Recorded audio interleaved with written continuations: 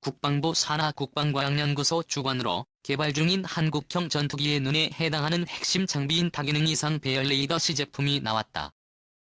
KTFX 장비 중 가장 고난도 기술이 필요한 에이스인 레이더 개발에 첫 발을 뗐다는 데 의미가 있다.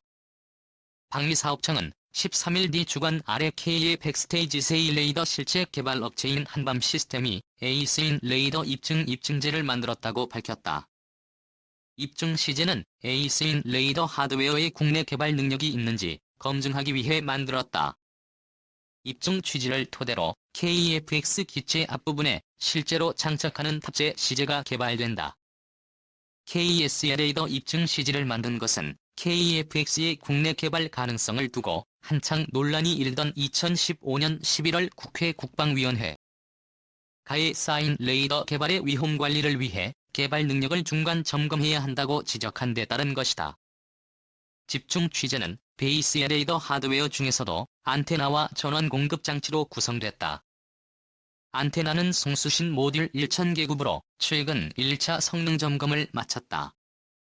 LED는 안테나를 DRM으로 조밀하게 채워 목표치에 근접한 상태다. ADD는 이날 경기도 용인에 있는 한빛시스템 레이더 연구소에서 에이스인 레이더 입증 취재를 국내 언론에 공개했다. 증시의 전파 송출 시연도 했다. 입증 시즌은 좌우 20도 방향으로 한 차례씩 레이더 빔을 쏘았고 이는 적외선 영상에 붉은색으로 표시됐다. 에이스의 레이더 빔 방사 범위는 좌우 상하 각각 120도다. 방사청의 한 관계자는 오늘 공개된 SK레이더의 시제품은 기술 성능을 입증했다면서 얼마 떨어진 거리에서 몇 미터 크기의 물체를 식별할 수 있다는 식의 단계가 아니라 순전히 기술을 개발할 수 있는지를 검증하는 것을 목적으로 개발된 것이라고 말했다. 베이스인 레이더는 우리 공군의 기존 전투기들이 장착한 기계식 주사배열 레이더와는 달리 전투기의 방향을 바꾸지 않고도 레이더 빔방 사각을 조절하며 광범위한 전장 환경을 실시간 감시할 수 있다. 동시에 탐지 추적 가능한 표적이 수백 개에 달하는 것으로 알려졌다. 레이디 제이는 오는 9월 에이스인 레이더 입증 시제를 이스라엘 방산업체 엘타사로 보내 송수신 장치와 결합하고 지상 비행 시험을 통해 1차 성능 점검을 할 예정이다.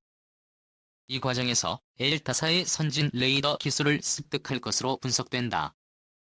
에이스의 레이더 입증 시제를 토대로 탑재 시그널을 만드는 과정은 KTX 기체에 맞게 안테나 등의 크기와 무게를 줄이는 것이 핵심이다. 레이디제이는 에이스인 레이더 하드웨어 시제 제작과 별도로 비행 환경에서 운용하는 소프트웨어를 개발하는 작업도 진행 중이다. 에이스인 레이더 공대공 모두 소프트웨어 개발을 위한 지상 시험을 마무리한 데 이어 공군 수송기 위치에 장착해 수행하는 비행 시험을 준비하고 있다. 공대지공대해 모두 소프트웨어 실제 개발 업체 선정에도 착수했다. KDD는 에이스의 레이더의 하드웨어와 소프트웨어 개발을 병행해 2020에서 2016년에는 KTX 시제기에 탑재해 시험할 방침이다. 2015년 12월 에이스인 레이더 개발 주관기관으로 지정된 KDD는 작년 8월 100에 쓰인 레이더 개발 및 체계 통합 사업 착수 회의를 시작으로 개발을 진행해왔다. 에이스인 레이더 개발 사업을 중간 평가하는 점검위원회는 지난달 28에서 29일 1차 점검에서 에이스인 레이더의 국내 개발을 지속적으로 추진할 수 있다는 결론을 내렸다. KFX 사업은 우리 공군의 노후 전투기 F4와 F5를 대체하고 미래 기반 전력이 될 국산 전투기 120여 대를 개발하는 사업으로 단군 이래 최대 규모의 방위력 증강 사업으로 통한다.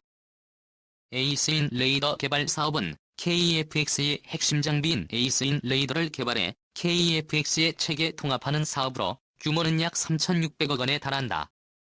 미국이 체계 통합 기술 이전을 거부하면서 국내에서 개발하고 있다.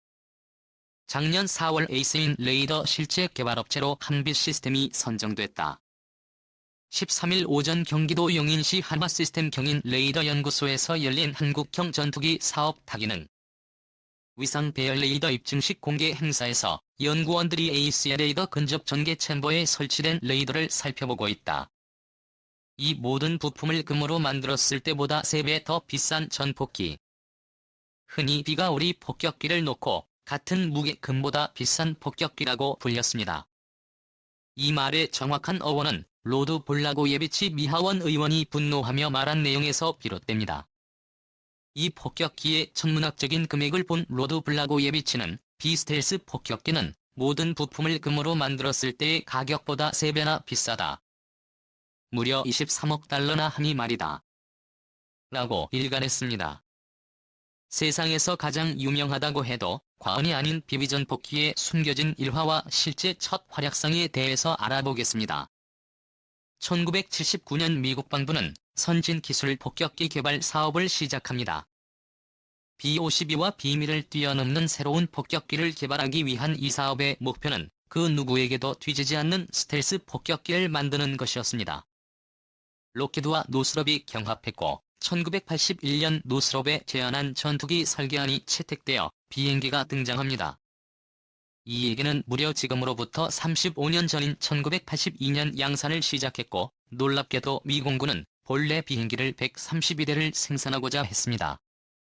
한 대당 23억 달러 우리나라 돈으로 약 2조 6천억 원이나 하는 한 대당 1982년도 북한이 1년 예산과 같은 값을 하는 기체를 130일이나 생산한다고 발표했을 때 미 의회는 제정신이라며 노발대발했고 결국 예산이 삭감되어 그 숫자를 75대로 축소했습니다.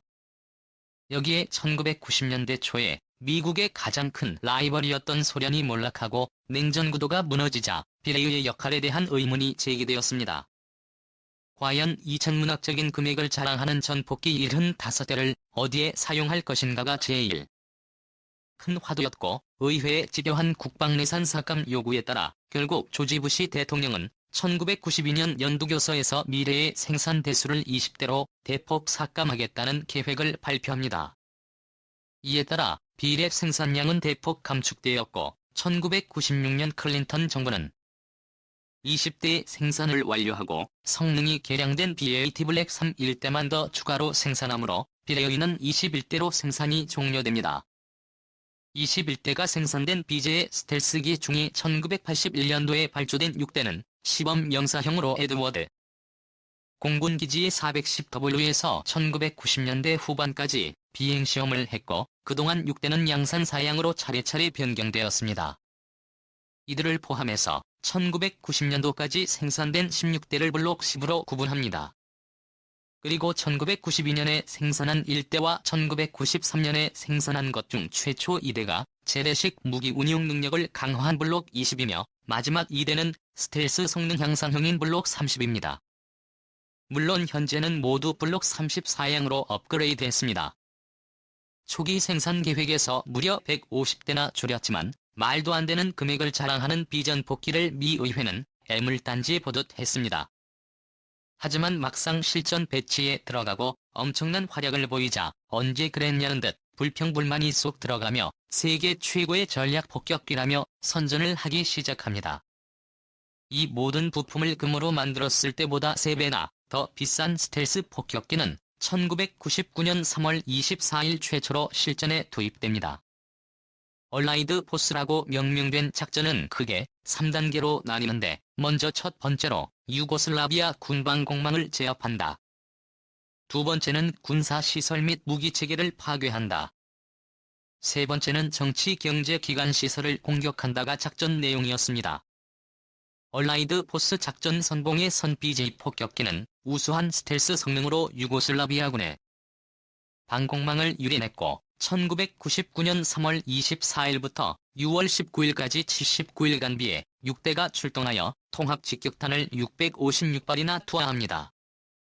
단 8주간 6대밖에 투입되지 않았지만 세르비아 내의 주요 목표물 가운데 33%를 파괴하여 엄청난 능력을 과시합니다.